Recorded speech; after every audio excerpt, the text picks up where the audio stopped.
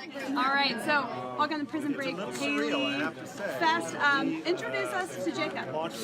So my character of Jacob, Ness, is a professor of game theory at the Ithaca University, which is where this new iteration of Prison Break is set, in Ithaca, New York.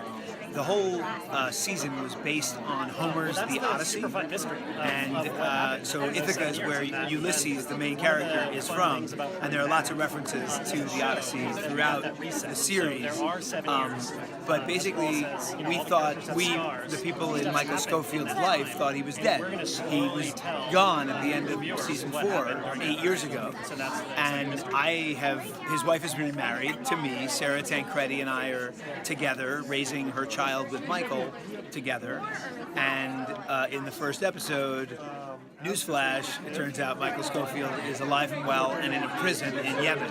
So complications ensue, and figuring out and untying that knot becomes very difficult over the course of these episodes. Yeah, and so Sarah and Michael's relationship was always so turbulent because of their circumstances. Right. Now that Sarah is home and settled, what's her relationship with Jacob like? I mean, she's an interesting character, so you can imagine there's some... Well, apparently drama follows her wherever she goes, because there's not much domestic idyllic bliss for her to have.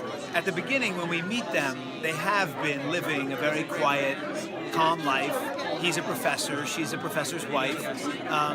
But then suddenly, once we discover that Michael is alive and well, her domestic bliss is shot to smithereens. Right. Okay. And so, how much does Jacob know about her past and the craziness that she was on those first few years, like over the course of the original prison?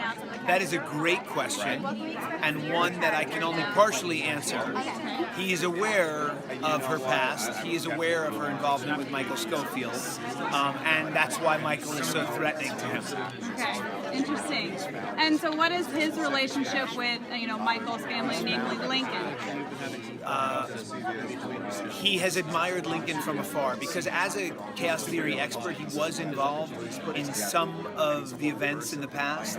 There were times where he was a consultant, and that is how he became aware of Michael Scofield and Lincoln Burrows back in the day. So he truly admires their gameplay. He's a chaos theory expert. It's all about the game, and yet he doesn't want to give up the love of his life. So things are, tense. Interesting. Sarah ends up with a game theory, like chaos theory guy, after being with someone like Michael, who was so analytical and logical.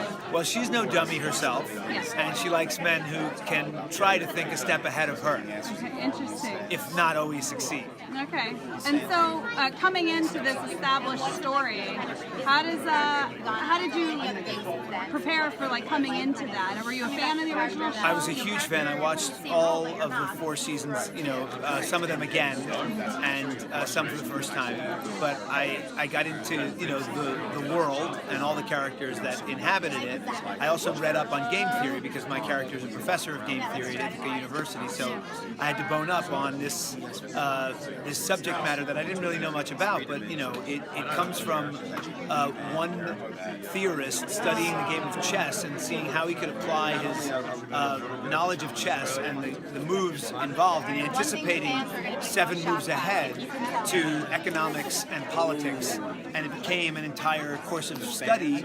And I actually spoke to my friend who was on the wrestling team with me in high school, who's now a professor of game theory at Princeton, where I went to college, and he and I had a great conversation about game theory, and I just tried to get into that mindset. Did you really get into Yeah, and then I started manipulating my wife and my children, and we got divorced, and it's all, no, we didn't.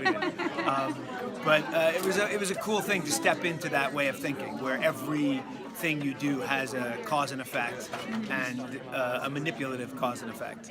Why do I feel like it's going to come in handy in this world? It's coming in handy right now. You're falling in love with me. Your viewership is falling in love with me, and I've begun to weave my web. That's it. You've done it. Thank you so much. Thank you.